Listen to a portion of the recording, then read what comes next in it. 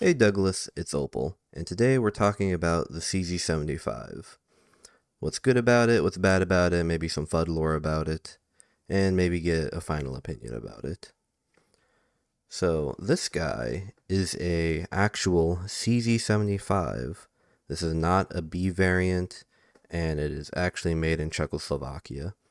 These are currently for sale at Royal Tiger Imports, and they're about $400 to $500. I got mine for $400. We have a Jericho 941, the actual old version with the smooth dust cover. And we have a SAR K245, just because this is one of the CZ-75s I have, and it's based off of the Tanfolio. So, first things first, let's talk about safety. And because we're talking about safety, let's do a safety check on all of these. Now, I've heard people on the internet really like it when you pull the trigger towards the camera. So let's do that with all of these. You know, some people think that whenever someone's at a desk like this, rather than sitting in a chair that way, they think they're like hovering above the camera, which is kind of weird. And some people even think that a bullet can transfer through a camera and then like be held in there until when someone's watching the video in the future, and then the bullet will come out of the screen and hit them. It's very strange. Anyway, this version, as I said before, is a pre-B model, and what that means is that it doesn't have the trigger safety in here. So this guy, if you drop it on its face like this, it will go off. You may have to drop it kind of hard, like a little bit over shoulder height, but it will go off, a lot like a Series 70 1911. There's just nothing in there to stop it other than the firing pin return spring. Now this version does have a half cock notch. The early versions of the CZ-75 did not have that. But of course, if you don't have this and something starts pulling the hammer back, and it doesn't quite go far back enough to lock, but it does go far enough back to get enough energy, then when it gets released, it'll snap forward and set off a round. So I wouldn't recommend carrying one of these guys that doesn't have a half cock notch, or if you do, you want to carry a cocked and locked, of course. Unfortunately, none of these have a decocker on them, and of course this one doesn't because it's a F model, so it doesn't even have a double action mode. But of course, some of the CZ-75s do have a decocker.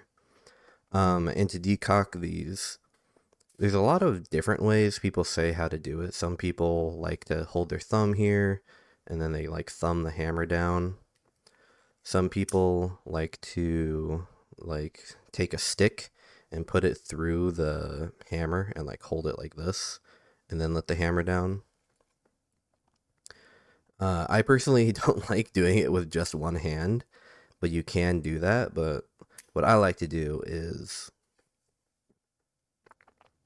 what I like to do is I like to hold the hammer with my left hand, especially when they have like a ring, because then the meat of your hand can get into the hole. And then you pull the trigger, and then you immediately let go of the trigger. So basically what you're doing is you're getting it off of the full cock notch, and then you let go of the trigger because even if it slips out of your hand, it'll still land on the half cock. And of course you can do that with one hand too. So rather than pulling the trigger and then holding it until it goes all the way down, and then letting off the trigger and then pulling it to the half cock notch, you would just pull the trigger, and then once it's off of the sear, you let go of the trigger, and then ease it forward until it's on the half cock notch. Now, is that the safest thing to do in the world? No, not really. If I was like the head of a police department, I would definitely not have people decocking their guns at all. And of course, the way that these were meant to be carried is you carry it cocked and locked like a 1911. But you know, we live in 2026, so people have to be a little goofy hut junior with everything. And obligatory, let's talk about the outside first. The texture. This is a really old gun, so of course the texture is awful. We have no texture on the front strap. We have no texture on the back strap. And this was carried quite a lot, and this panel is basically smooth.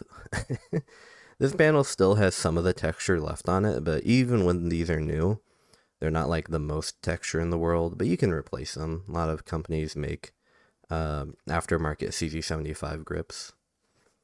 And as for these two, this guy is extremely smooth. It has serrations on the front and a little patch of serrations on the back, but generally this is just a very slick gun. And the K245 is the most modern of the ones here, and we have pretty okay texture on the side panels, serrations on the front, and serrations on the back. But unfortunately, both of these serrations are vertical. So they stop the gun moving side to side, but they don't stop the gun from moving up and down, which is a little unfortunate. But you know, old guns have meh texture, and SAR is Turkish, so what do you fucking expect? Of course, when you compare it to something like this Polymer 80 lower, it's just like night and day. This has so much more grip in every direction. You can really feel it secured in your hands, but c'est la vie. Let's talk about the trigger. Now, there's kind of two ends of the spectrum on triggers that I like to think of. On one side, we have AK triggers, or like surprise triggers. And then on the other side, we have like AR-15 type triggers, or predictable triggers. And basically what that means is with an AK, you come up to a wall, and then once you hit the wall, you have a portion of travel where it's very smooth, but you don't really know when in that portion it's going to go off. It just kind of goes off while you're pulling it, which, you know, some people like that. I personally really don't like that. I prefer AR-15 type triggers where you pull it to a wall, and then the moment you move past that wall at all, the gun goes off. These types of triggers on the CZ-75s and the Tanfolios, they have the AK type trigger where you pull up to the wall, and then when you hit the wall, it kind of has a smooth transition. So I can cock this one. You can see I come up to the wall, and then as I'm pulling through the wall, it goes off. Now, it's not heavy. That's about 4 pounds. Maybe 3.5. But just because it's not predictable, I don't really like it. This guy is... It's a little bit more exaggerated on the SAR clones, or the Tanfolio clones, I mean, where you have quite a bit of travel before it finally goes off. I've replaced the trigger springs in here, so it's a little bit lighter. And the Jericho, you come up to a wall, and then travel, travel, travel, travel, and bang. So, I don't really like these types of triggers. I prefer something like a Glock trigger, where you come... Oh, wait, safety check. Ooh, why'd that lock open? Where you come up to a wall, and then you just... The moment you come past the wall, it breaks. So, of course, this is an aftermarket trigger. Normal Glock triggers aren't quite like that, but, you know, whatever. And the Omega series triggers. So that would be like the CZ-P09 or the P07. Those technically have the AR type trigger, where you come up to the wall, and then when you move past the wall, it breaks. But it has like a little portion of like creep after you hit the first wall, and it's not so great, and it's pretty heavy. I used to own a CZ-P07, but when I took it to the range, the magazine release exploded, so I just sent that one back. But I did dry fire it quite a bit, so at least I'm familiar with the trigger. And of course the double action on here, it's relatively heavy, not the heaviest I've ever felt. And it's a little stagey, but you know, it's just kind of like a double action revolver trigger. Okay, what's next up on the docket? The magazines. Now, the nice thing about the magazines is all the clones use the same CZ-75 magazines. So whether you have a Jericho or a Tanfolio or an actual CZ-75, they all use CZ-75 magazines. They're not compatible with the P10 or like the striker fired CZs, and of course it's not compatible with this guy because this is a 45. But the magazine market is actually pretty good for these. Now, unfortunately, CZ-75s, or at least these magazines, they suffer from old gun syndrome, where they have like slightly lower capacity than they should. So if I reach over off camera, sorry, I don't have an OEM Glock 17 mag, but I do have this AC Unity. I have plenty of Glock 19 mags, so. But as you can see, these two are the same height. And of course, the Glock 17 mag holds 17, and this guy only holds 16. Which is a little unfortunate, but, you know, whatever. At least it's not as bad as like a Beretta, where they have a mag of this length, but it only holds 13 rounds. Or in the compact versions, like the Beretta Cheetah, how they have 13 rounds in a 15 round magazine, and no one makes 15 round versions for some reason. Or at least flush fit 15 round versions. And let's talk about the bore axis. So the bore axis on these, people say that they're very low. I don't know where people are getting that from. I think it's just because in this era, people kind of compare it to something like the M9 or the P226. But if you compare it to like other guns, this has either a normal bore axis or a bad bore axis. So when you compare it to something like a Glock, this is a Glock 19. But if I line up the barrels and I look at where my hands are on here, the Glock 19 has a significantly better bore axis, and of course on the Glock 17 it's the same. This is a Browning high power. Bore axis is also much better on this guy. And on a 1911, the bore axis is the same on these two. And of course, if you're curious about the bore axis on any guns, you can just go over to Handgun Hero and compare the bore axis in like paint or whatever by drawing rectangles. But yeah, the people talk about the internal slide rails on these having like lower bore axis, but no, they're worse than pretty much every striker fired gun, and of hammer fired guns, they're just normal. They're like, even of the first Wonder 9, it's worse than that. So I don't know why people are so weird about them. Let's talk about the disassembly. So to disassemble this guy, you have to remove the magazine. You don't have to cock the hammer, but I like to cock the hammer. You line up these two notches here. On the Tanfolio derivatives, they have little dots rather than just a little slash. I kind of like the slash because I just imagine some guy just shoving this into a jig and then taking an angle grinder and just kissing it real quick. Just kind of funny. But you take it back to that notch and then you push out this pin. And then you just have this loose pin, which is delightful. I love having loose pins. And then you can just pull everything out.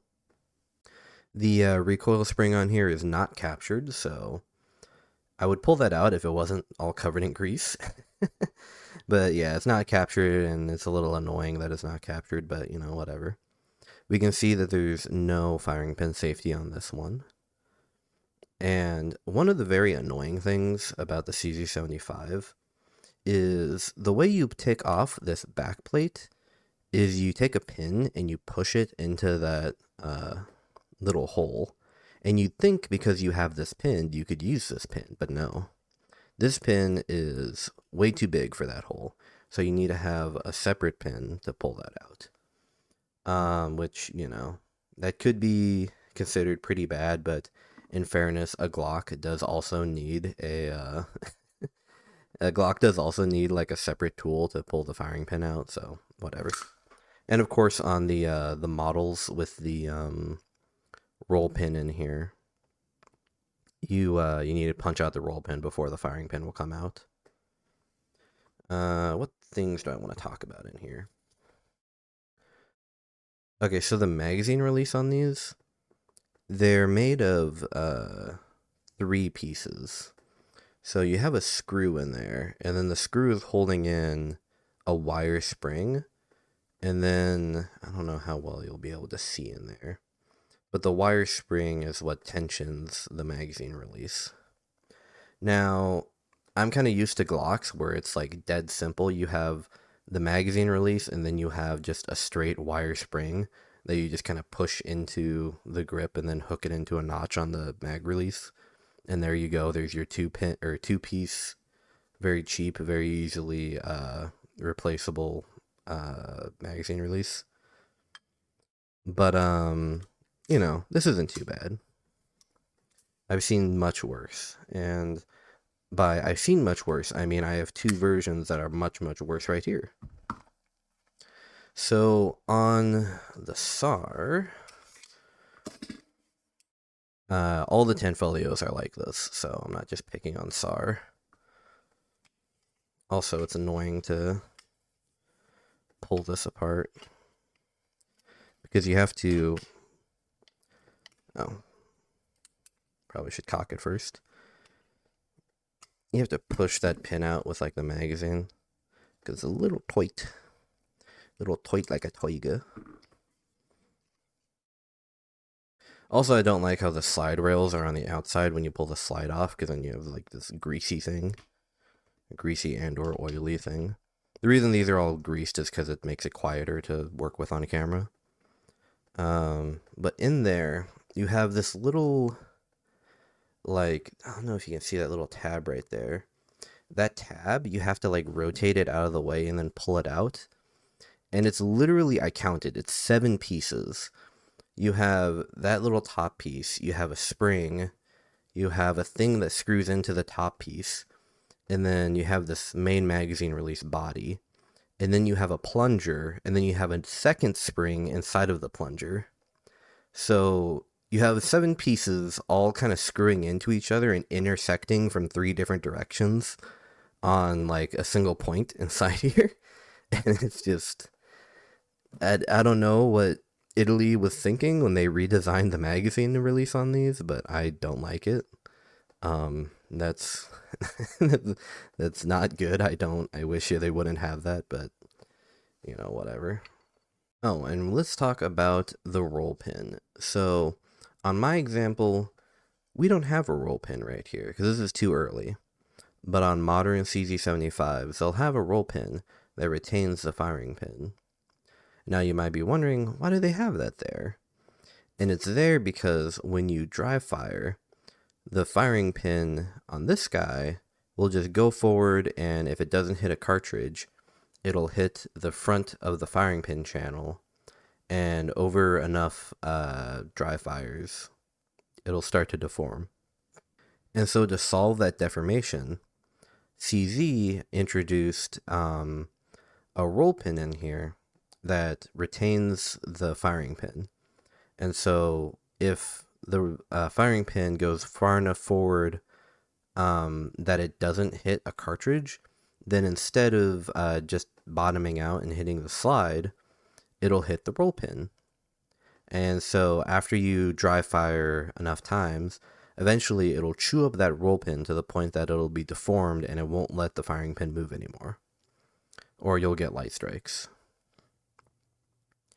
So some people replace it with like a hollow tube. Some people just replace the firing pin every like 5,000 dry fires. And some people replace it with a solid pin. Although if you replace it with a solid pin, then you void your warranty. Now, people on the internet will tell you that the reason that's there is because, um, all the energy needs to go somewhere, and so it's better to have that go into a cheap, easily replaceable roll pin. But when you think about it, nothing else has that roll pin, right? Like Tanfolios don't have the roll pin, the Jericho doesn't have the roll pin, the SAR doesn't have the roll pin, 1911s don't have the roll pin, Glocks don't have the roll pin. Like every pistol that's not a CZ-75 made by CZ doesn't have the roll pin, and all their firing pins are fine.